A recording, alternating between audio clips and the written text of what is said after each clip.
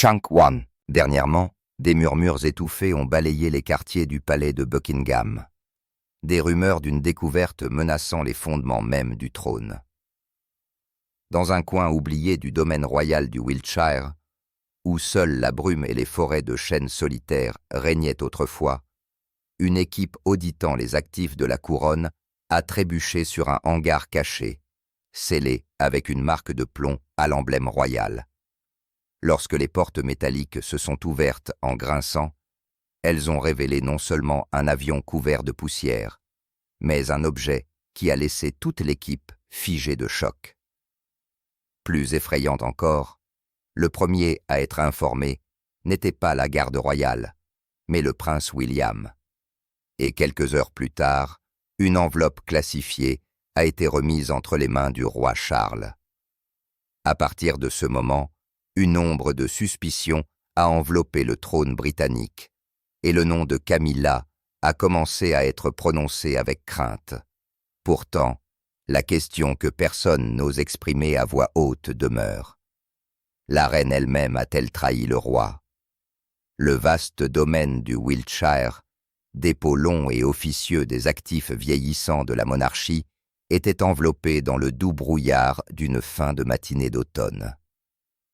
Les forêts de chênes anciens et les fermes abandonnées brossaient un tableau sombre où la grandeur de la famille royale semblait érodée par le temps et la négligence.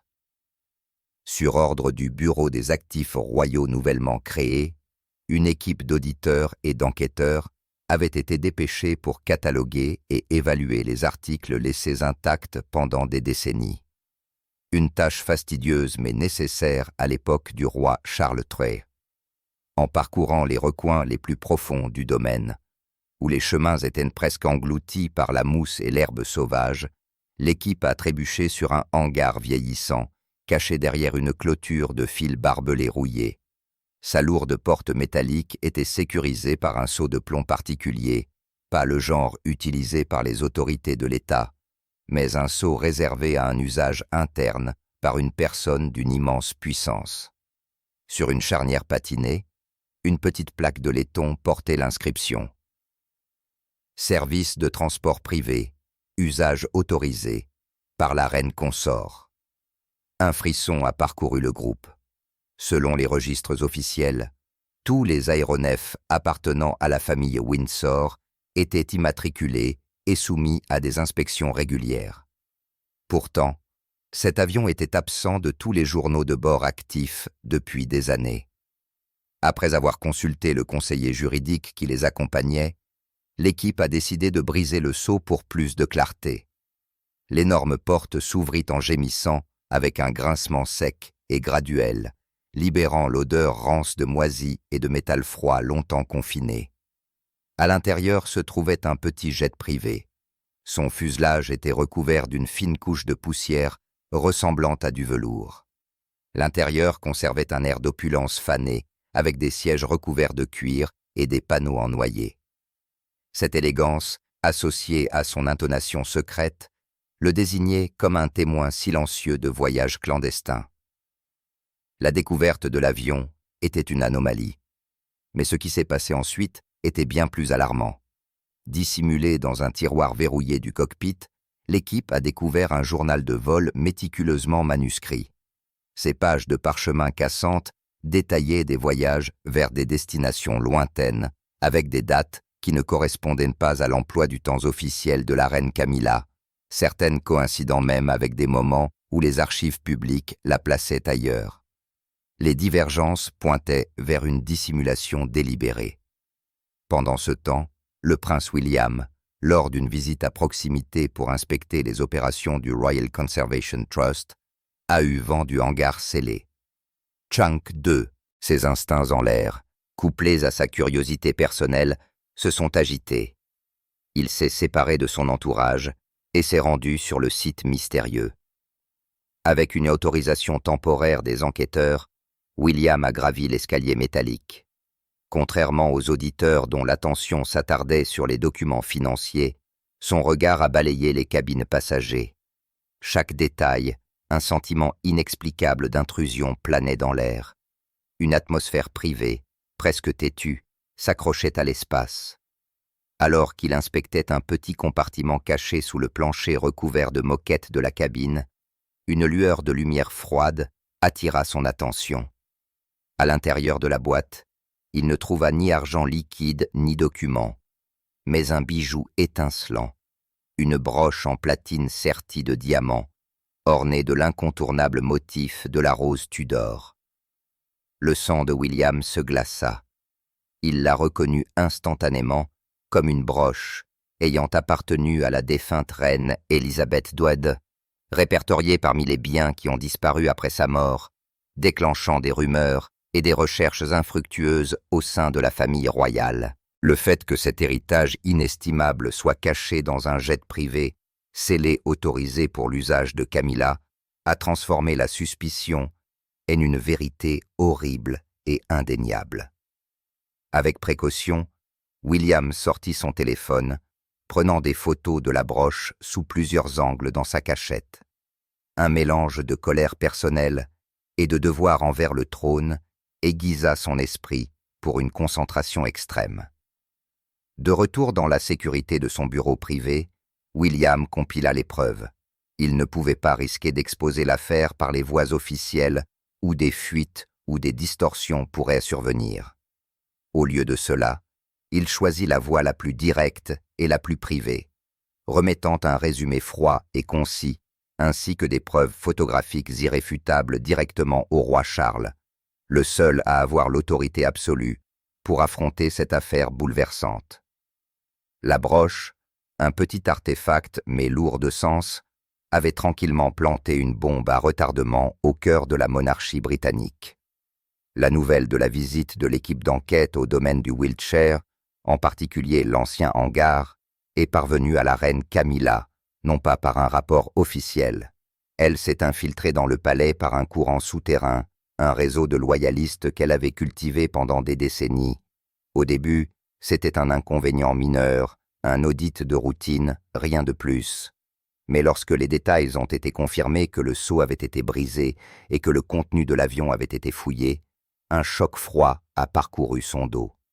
Ce n'était pas une simple violation de la vie privée. C'était une violation d'un secret enterré depuis trop longtemps. Camilla, qui maîtrisait l'art de lire les mouvements politiques comme un échiquier, a instantanément saisi la gravité de la situation. Elle ne craignait pas d'être exposée pour un simple oubli administratif. Elle redoutait la découverte du journal de vol et du bijou. Deux traces indiscutables qui ne pouvaient mener qu'à une seule conclusion. Des actions secrètes non autorisées. Son malaise s'est transformé en une fureur tranquille lorsque le nom du prince William a fait surface dans le rapport interne. William était là, était passé par là et s'était arrêté pour enquêter par curiosité. Chunk 3. La coïncidence semblait trop commode, trop fragile pour masquer un véritable objectif. Camilla connaissait bien le dévouement implacable du beau-fils du roi à l'intégrité de l'institution.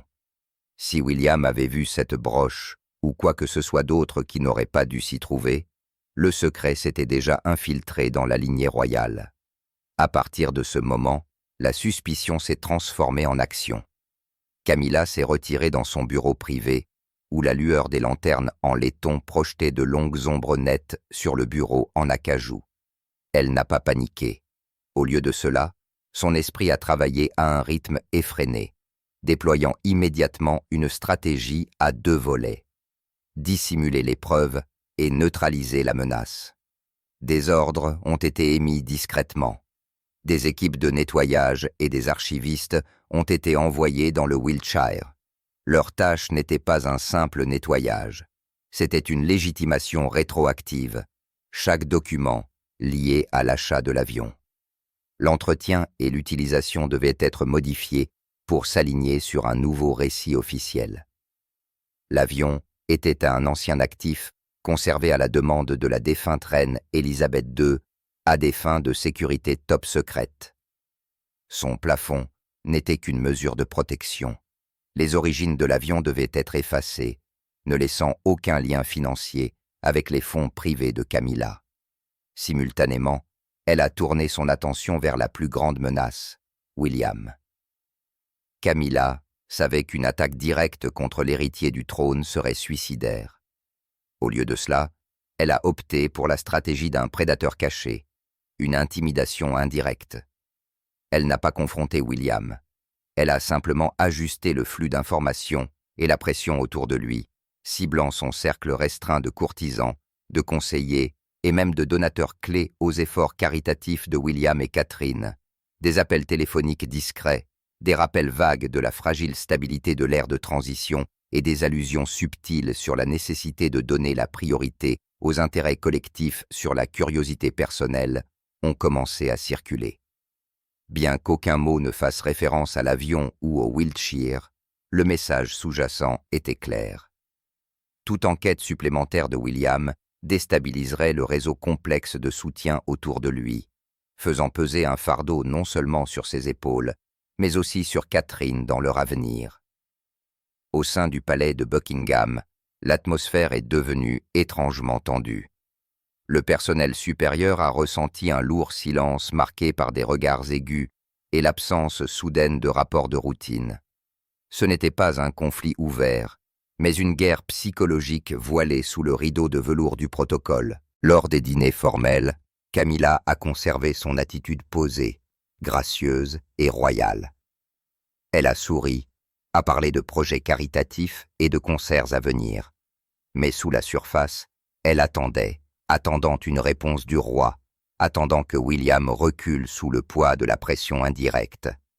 Elle croyait avoir agi assez rapidement et intelligemment pour sceller toutes les fissures. Ce que Camilla a sous-estimé cependant, c'était la fureur et la détermination tranquille du roi Charles.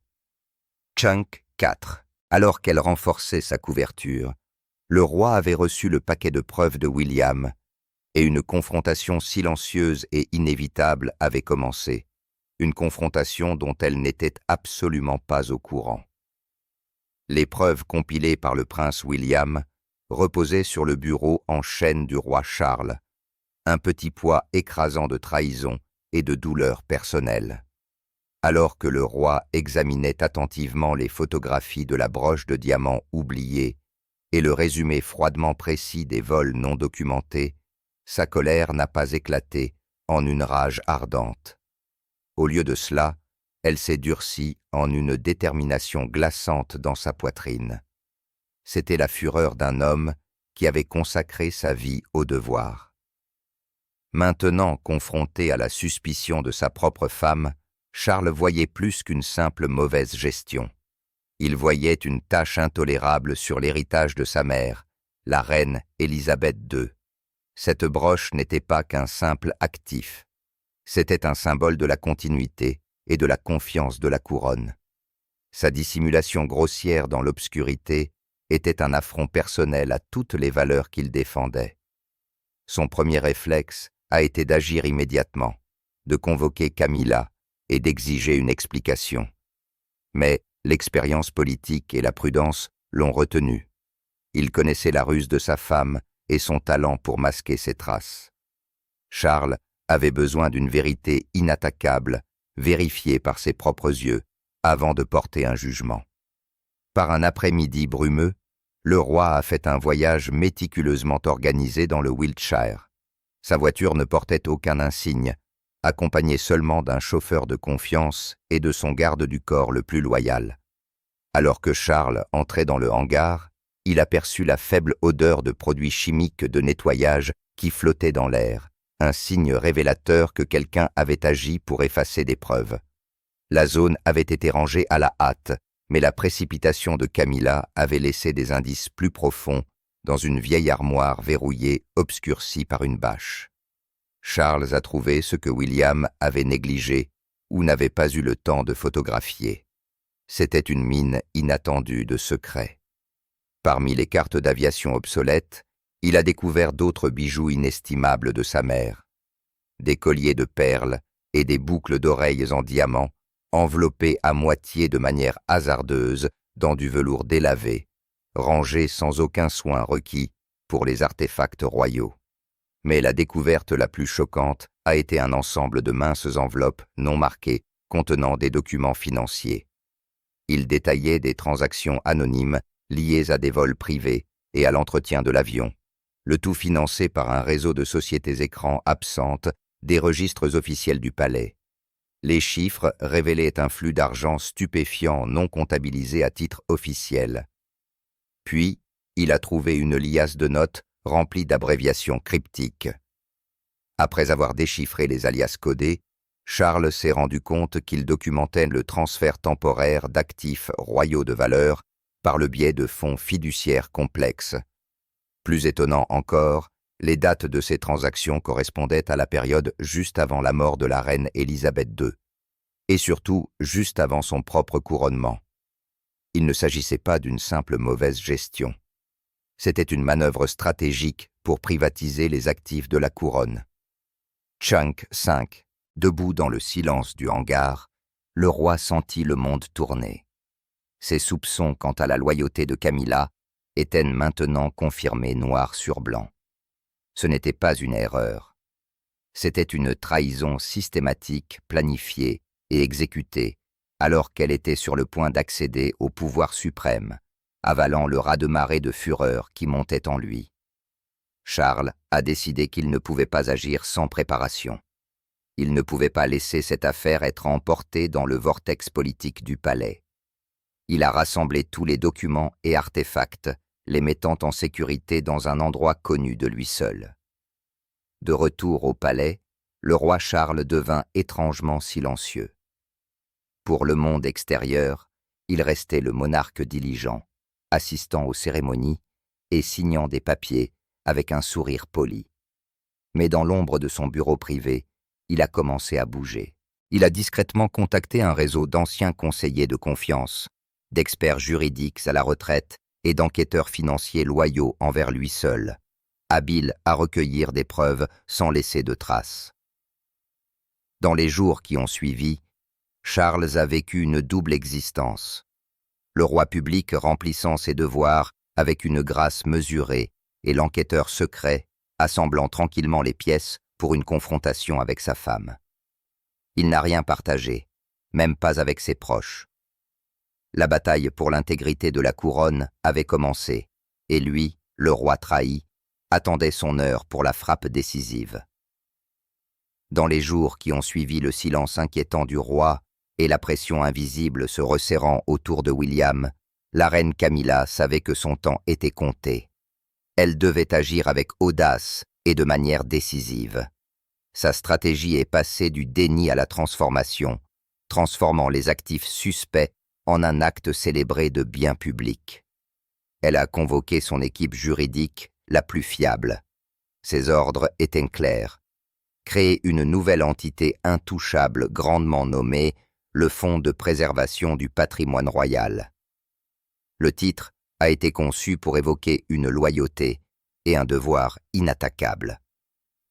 Son objectif déclaré était de sauvegarder les anciens actifs de la monarchie et les reliques personnelles inutilisées, en assurant leur préservation pour les générations futures. Camilla a travaillé sans relâche, avec une concentration presque fébrile. Les actifs précédemment détournés, les terres dans le Wiltshire, les actions achetées avec les bénéfices de vols secrets et les bijoux manquants que William avait aperçus, ont maintenant été acheminés vers les principaux avoirs du fonds. À travers des centaines de pages de documents juridiques complexes, leurs origines ont été légitimées rétroactivement. Elle croyait que, sous le couvert de la préservation du patrimoine, personne, Boukhra, pas même le roi, n'oserait la défier publiquement, de peur qu'il ne semble attaquer la bienveillance de la monarchie. Camilla a préparé une présentation impeccable. Elle est entrée dans le bureau du roi Charles en portant un dossier luxueux relié en cuir, lourd de sens. Chunk VI, ses yeux rayonnaient de conviction. Une performance magistrale d'une femme agissant par amour et par devoir envers le trône. C'est la sauvegarde ultime de l'honneur royal. Son regard traduisait même si ses lèvres restaient silencieuses. Elle espérait que Charles serait touché par son initiative, par son sacrifice dans la résolution d'un problème financier délicat. Le roi Charles accepta les documents avec un calme fin. Il offrit un léger signe de tête d'appréciation, et Camilla ne remarqua pas que son manque d'enthousiasme était l'annonciateur d'une tempête imminente. Dans les jours qui suivirent, Charles ne discuta pas du fond avec Camilla. Il passa des heures dans sa bibliothèque privée à croiser son nouveau dossier avec les preuves secrètes qu'il avait recueillies dans le Wiltshire. Il passa en revue des registres détaillés, la charte du fonds et les permis de transfert d'actifs. Le langage élevé du devoir et de la préservation ne fit qu'approfondir son mépris. Mais l'attention de Charles ne portait pas sur les clauses juridiques. Elle portait sur les signatures. Il accorda une attention particulière aux documents autorisant le transfert initial d'actifs au fonds qui nécessitait sa signature pour être valide. Charles était un homme aux habitudes immuables, surtout avec les documents importants. Il connaissait la pression précise de sa plume sur le parchemin, l'angle exact de la touche finale et l'espacement standard entre son nom et son titre.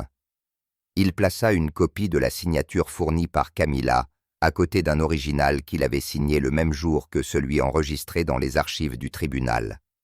Sous la dure lueur de sa lampe de bureau, le roi repéra une différence subtile, presque imperceptible.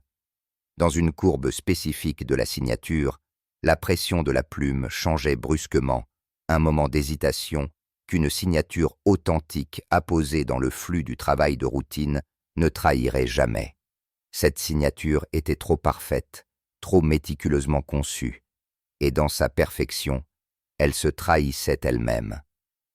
La découverte résonna comme un glas dans le silence de la pièce. Charles avait découvert la preuve irréfutable que Camilla avait falsifié des documents royaux. C'était plus qu'un détournement de fonds. C'était une usurpation de l'autorité royale, un péché impardonnable pour un monarque. Charles ne montra aucune émotion. Son visage resta composé, mais au fond de ses yeux, la colère avait fait place à une détermination froide et implacable. Il rangea soigneusement les documents, sachant qu'il détenait l'atout maître. Le geste de Camilla, censé être son salut, était devenu le nœud coulant se resserrant autour de son destin. L'enquête secrète était terminée. Il était maintenant temps pour le roi de rendre son jugement, où aucun fonds de préservation ne pouvait la protéger des conséquences. Charles savait que pour protéger le trône, il devait agir non pas simplement comme un mari trahi, mais comme un roi. Il commença à préparer son coup final, organisant une rencontre clandestine avec les seules personnes en qui il pouvait avoir confiance pour exécuter une purge interne sans provoquer de bouleversement public. Chunk 7. La réunion s'est déroulée dans la salle des patrons à l'arrière du palais St. James, un petit espace rarement utilisé qui garantissait une intimité absolue aux oreilles des plus proches conseillers de la reine.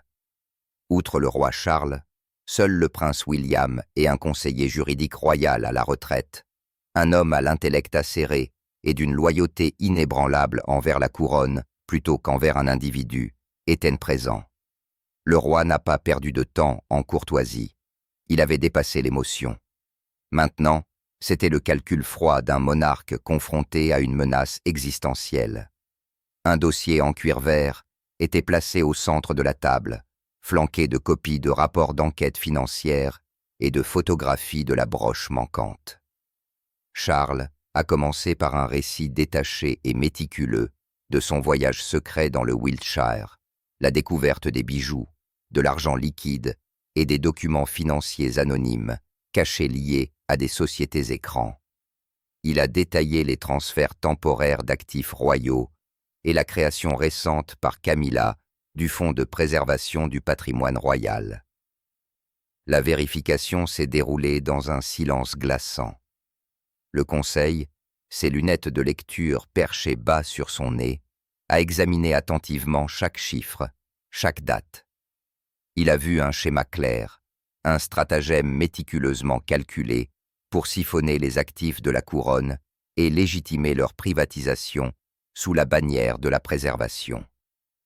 Chaque hochement de tête subtil de sa part était à un autre clou dans le cercueil politique de Camilla. William a maintenu tout au long une attitude composée et grave. Il a examiné les documents avec les yeux de celui qui avait émis le premier avertissement, ressentant une douloureuse justification de ses actions. Lorsque le roi a présenté la pièce à conviction finale, 2 signatures, une authentique et une falsifiée, agrandie pour révéler le mimétisme maladroit dans la courbe finale, aucune autre explication n'était nécessaire. Les différences de densité d'encre et de pression de la plume étaient une preuve tangible de la falsification. À ce moment-là, tous les doutes personnels ont été écartés. Les preuves ont confirmé sans possibilité de déni. La reine Camilla avait unilatéralement et systématiquement détourné une partie des actifs royaux vers des fonds privés et avait falsifié la signature du roi pour le dissimuler.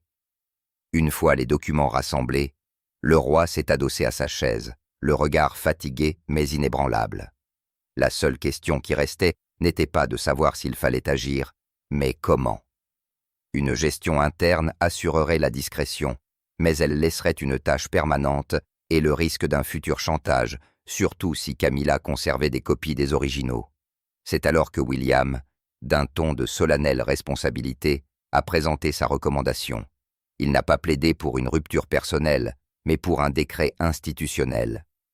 William a souligné que pour sauvegarder la légitimité du trône et éviter les accusations de dissimulation de corruption, l'affaire doit être portée devant le Conseil royal, l'organe le plus élevé et le plus historique dont les décisions ont un poids impartial non souillé par des liens personnels.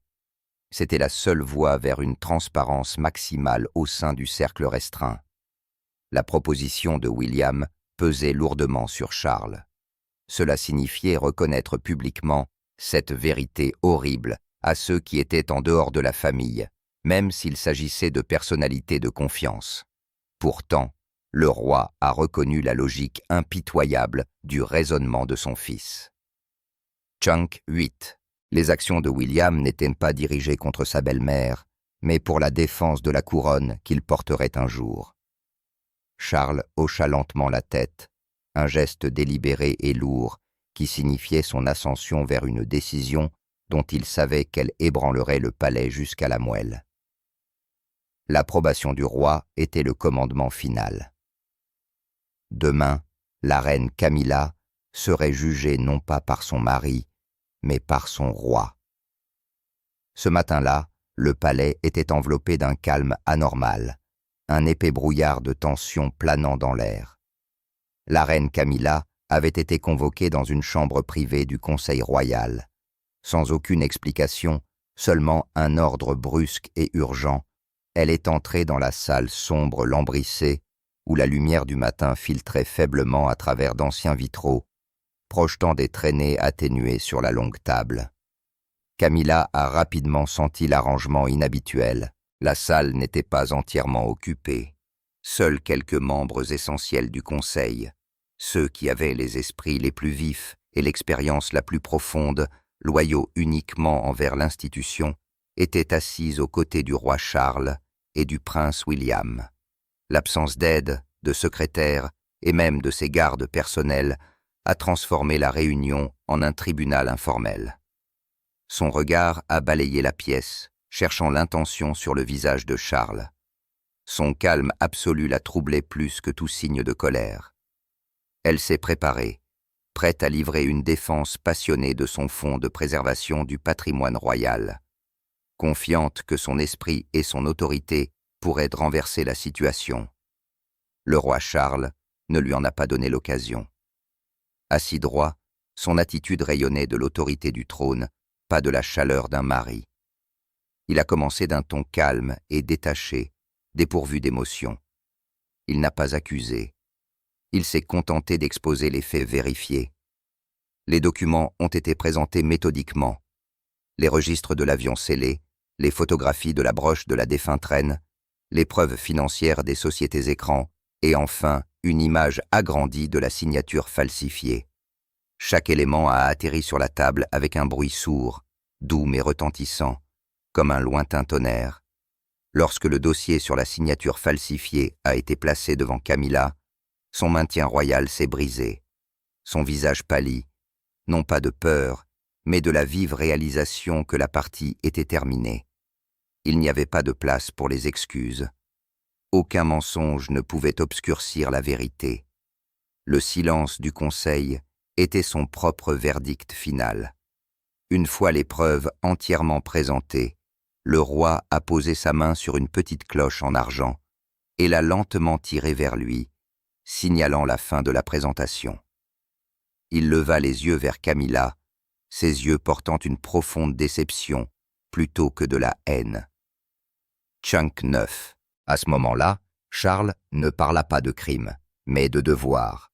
Il déclara que les actions de la reine avaient gravement violé la confiance de la couronne et sapé l'intégrité de l'institution. Le jugement du roi fut rendu avec une finalité inflexible. Il approuva le retrait immédiat de l'autorité de Camilla sur tous les fonds royaux et privés, ainsi que son rôle dans toute activité officielle liée aux finances ou au patrimoine. En outre, il exigea son retrait des fonctions publiques, invoquant des problèmes de santé et la préservation de l'image de la famille royale comme raison officielle. C'était une condamnation impitoyable mais juste. Son titre de reine resta, mais son pouvoir réel fut complètement anéanti. Camilla n'offrit aucune protestation.